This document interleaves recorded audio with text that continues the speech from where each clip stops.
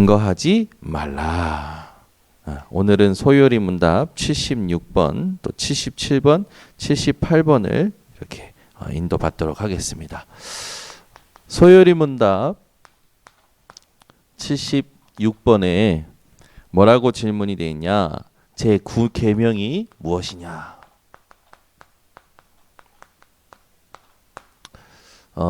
출애굽기 20장 16절 말씀이 되어 있죠. 그리고 77번에는 이 제9계명에서 명하는 것이 뭐냐?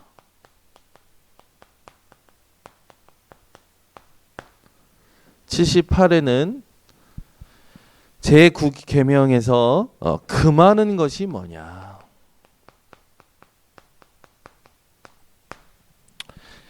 이렇게 답이 되어 있습니다. 76에는 우리가 읽었던 본문 말씀이고요. 77문에는 이렇게 답이 되어 있어요. 특히 증거할 때에 피차 진실함과 또 우리와 이웃의 명예를 보존하며 증진하게 하는 것이다. 그렇죠? 진실함, 또 우리와 이웃의 명예 보존한다라는 거, 또 그것을 지켜나가는 거, 그걸 말하고 있다. 이렇게 답을 하고 있고요. 78문에는 뭐라고 답하고 있냐? 금하는 것은 무엇이든지 진실함에 해되는 일, 또 혹은 이웃의 명예를 상하게 하는 것, 그것을 금하는 것이다. 이렇게 되어 있습니다. 오늘 우리가 조금 이걸 가지고 생각해 볼 게 있죠.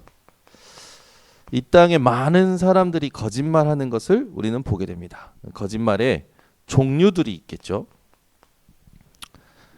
왜 거짓말을 하냐? 가만 살펴보면요, 이제 개인적인 프라이버시들, 이걸 지키려고 하는 부분도 있고, 이것을 뭔가 이제 다른 사람에게 알리면 해가 될 거니까 좀 속이는 부분도 있겠죠. 조금 더 들어가 보면 영적 문제로 거짓말하는 사람들이 있습니다. 네. 그냥 자기가 거짓의 영에 잡힌지 모르고 계속 거짓말하는, 멈출 수 없는 그런 사람들이 있죠. 여기서 조금 더 가면 이런 사람들이 나와요. 이웃을 해하는 거짓말. 이건요, 완전히 사로잡힌 정도가 아니라 끌려가고 노예된 것을 볼 수 있습니다. 이 거짓말의 뿌리가 있어요.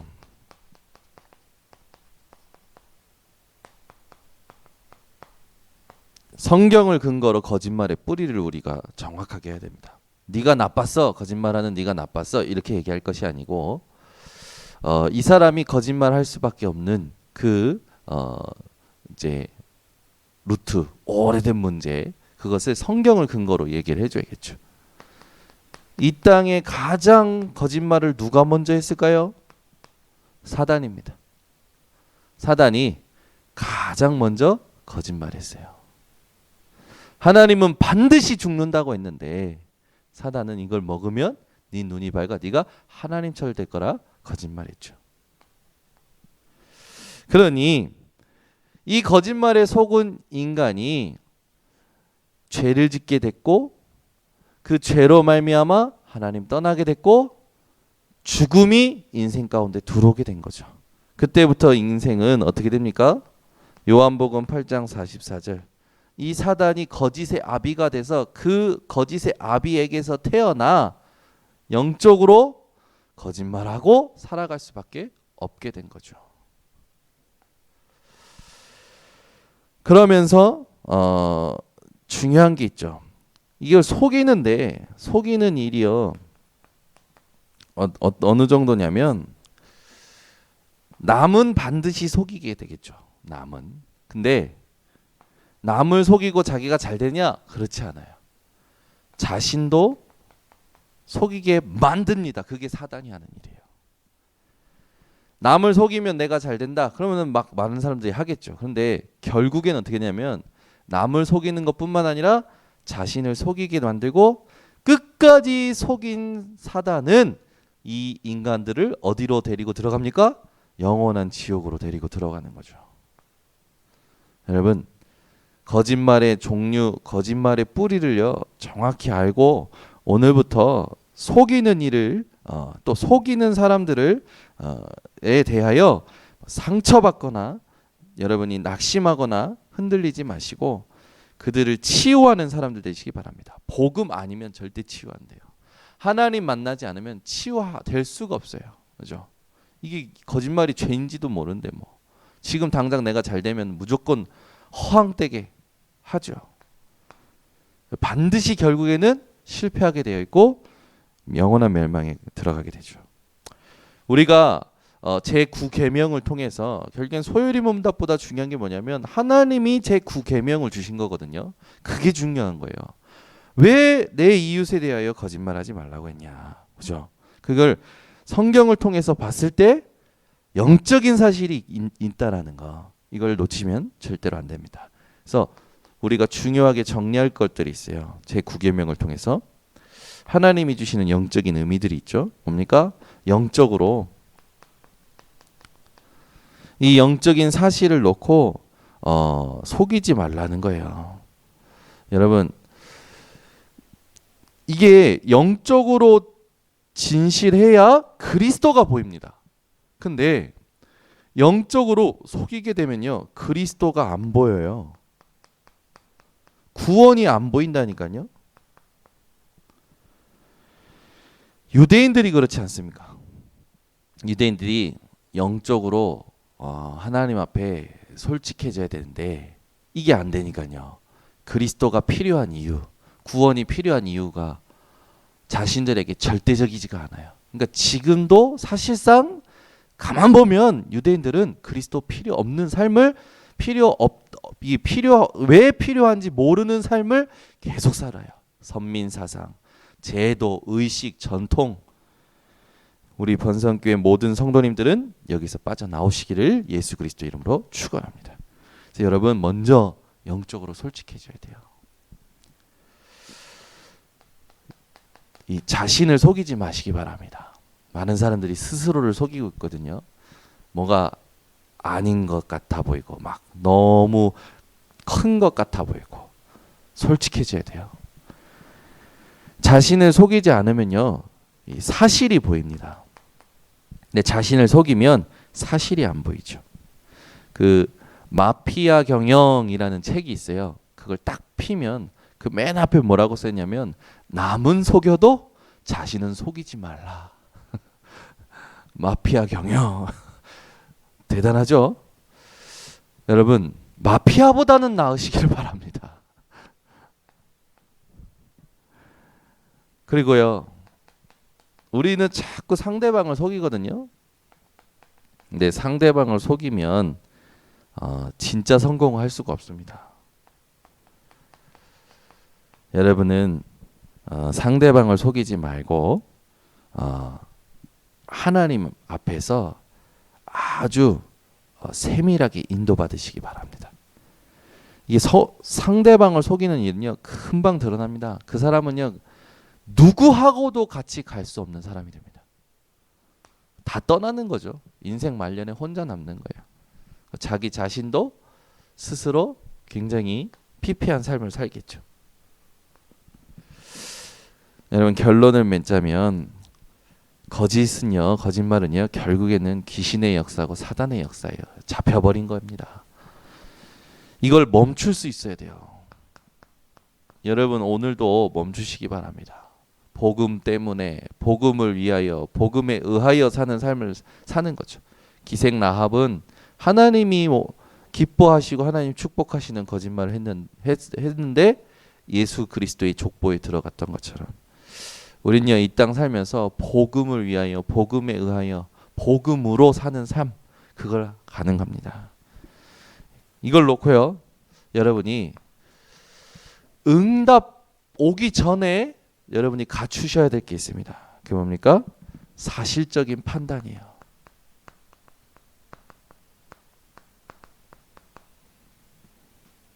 내가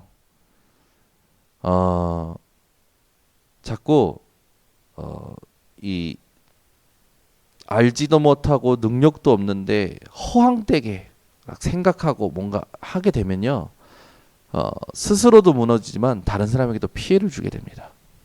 우리가 과연 이것이 복음적으로 봤을 때 옳으냐, 이런 것부터 시작해서 사실적인 생각들을 해야 돼요. 그러니까 더 중요하게 말하면 나만 옳다 말하는 게 아니라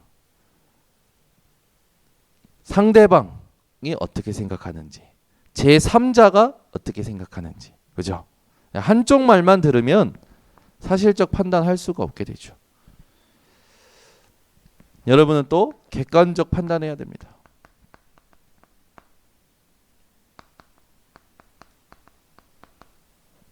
객관성 없으면요, 또 분명히 뭔가 흐름에 따라갈 수 없는 사람이 되죠. 상식적인 것도 다 포함되는 거죠. 데이터를 보고 흐름을 아는 사람이 돼야 됩니다. 합리적 판단, 이치에 맞느냐, 이런 것도요 필요해요. 또 그것보다 더 중요한 게 양심적 판단입니다.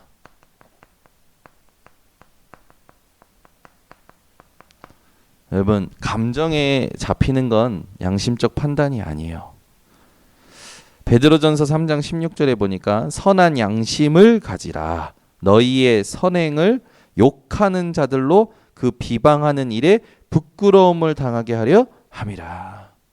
여러분을 뭔가 비방하고 막 못되게 말하는 사람들 있잖아요. 그 사람들이 부끄러움 당하는 것은 여러분이 뭔가 계획을 가지고 다른 사람들이 그 사람에 대해서 뭔가 이렇게 인정하지 않도록 만드는 그런 이 잡다한 일들이 아니라, 여러분이 그 사람을 놓고 그리스도로 답을 얻는 것이 선한 양심입니다.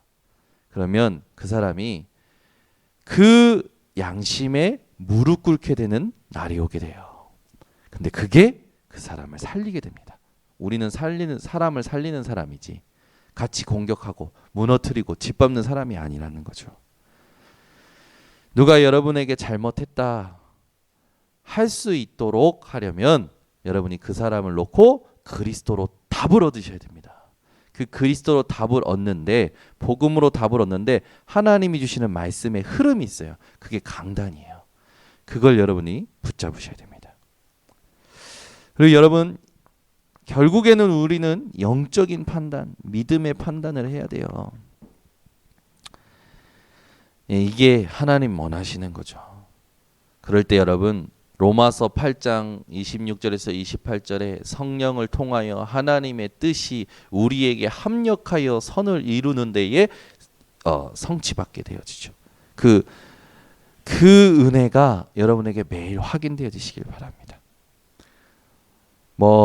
거짓에 대해서 여러 가지 성경 구절들이 있죠. 네, 여러 가지 성경 구절들이 있는데 읽어드리면, 골로새서 3장 5절, 너희가 서로 거짓말을 하지 말라. 옛 사람과 그 행위를 벗어버리라. 잠언서 19장 5절, 거짓 증인은 벌을 멸하지 못할 것이요 거짓말을 하는 자도 피하지 못하리라. 누가복음 3장 14절, 거짓으로 고발하지 말라. 그래서 여러분, 우리가 살아갈 때 보면 이렇게 재판 증인으로 딱 처음 뵀을 때 거짓말하지 않는다고 선서하듯이, 우리가 하나님 앞에서 다른 사람에 대하여, 일에 대하여 거짓 고발하거나 거짓 증인되지 말고 하나님의 인도를 받는 삶을 살아야 됩니다. 시편 12편 3절, 여호와께서 모든 아첨하는 입술과 자랑하는 혀를 끊으시리니. 그죠? 오늘 77문 78문의 답처럼 우리와 이웃에 대한 명예를 보존하고 증진시키고 그들에 대하여 명성과 진실을 침해하는 것을 하지 않는 것이 하나님이 원하는 것입니다. 그래서 우리는 무엇을 하는 겁니까? 결국 그리스도로 사는 거예요. 내가 그리스도로 답을 가지고 있으면 거짓말 할 수 없어요. 인도받게 됩니다. 왜? 모든 것이 하나님의 손에 있는 것이 믿어지니까. 여러분, 뭔가 여러분에 대해서 또 여러분이 살면서 이런저런 일들이 올 때 속이는 것, 속임을 당하는 것 같고 속이는 일이 나도 모르게 되어지는 그 영적 상태에서 벗어나시기 바랍니다. 그게 하나님이 여러분을 향해서 원하시는 겁니다. 기도하겠습니다. 영적 혼란한 시대에 거짓말하는 자들에게 속임당하지 않게 하시고 또 그 일을 하지 않도록 우리의 영적인 상태가 하나님 오늘 이 새벽에 바뀌어지도록 답을 허락하여 주시옵소서. 말씀 가지고 우리의 생각들을 정리하며 하나님이 원하시는 분별을 회복하는 오늘 새벽이 되게 하여 주셔서 선한 것을 분별하는 사람들 되게 하시고 선한 데 지혜롭고 악한 데 미련한 우리 모든 성도들 되게 하여 주시옵소서. 오늘도 그리스도로 말미암은 선을 가지고 모든 사람 살리는 답을 누리는 성도들 되게 하여 주시옵소서. 지금은 인생의 모든 문제 해결하신 예수 그리스도의 은혜와 하나님의 크신 사랑하심과 성령의 내주 인도 역사하심이 오늘도 하나님이 원하시는 언약 붙들고 현장에서 승리할 모든 주의 백성들 머리 위에 지금부터 영원까지 항상 함께 있을지어다. 아멘.